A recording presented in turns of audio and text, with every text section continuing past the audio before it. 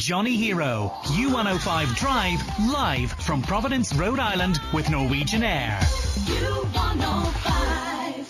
Listen, yes. We had great crack yesterday out on the Providence River with a fella called Captain Tom. Uh-huh. I can't help but do har noises now because he had a big hat and a big beard you could have grew goats in, you know. So are you going to play that interview for us? No, I'm going to play something else. Go ahead, hurry up. There we go. Working very hard as usual, and we've just had a brilliant, very informative tour up and down the Providence River. And Tom McGinn, Captain Tom McGinn is the man. How you doing, Tom? I'm good today. How are you? Thanks for coming down for your tour. McGinn, Irish name, so you got family in Ireland? I don't think there's any left there now, but both sides of my family have from Ireland. Yeah. The Kellys, Drurys, McGinns, Katie's. They're all Irish. So listen, were you born in Providence? I was born in Warwick, just south of here, but both sides of my family are from Riverside, which is part of East Providence across the river, but I was raised here in the city.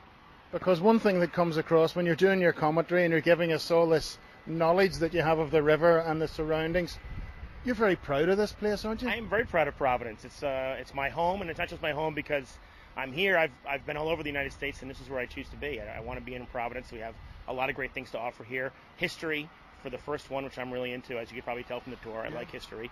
And then the culture here, the places to go out and see in the area around. We have the city. We're 45, 50 minutes from Boston. We're a couple of hours from New York. We've got some of the best beaches in the world, 35 minutes away, just south of here in the state of Rhode Island. Kind of a little bit of everything. And that's a great place to live, and it's a great place to raise your family.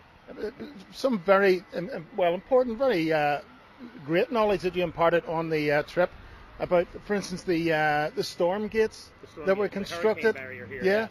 And what a feat of engineering that is, you know? It's quite amazing that they did this. Not only did it for $16 million in the 60s, but they did it in 6 years. I can't imagine what that would take now. But these were all done to protect these northeast cities from hurricanes, because obviously a lot of damage came here during those events. Because it's a thing that we hear of even back home about the hurricane damage in the States. And then you also told us about the First Baptist Church. First Baptist Church, formed by Roger William in 1638 after he left the Puritans and the Church of England behind.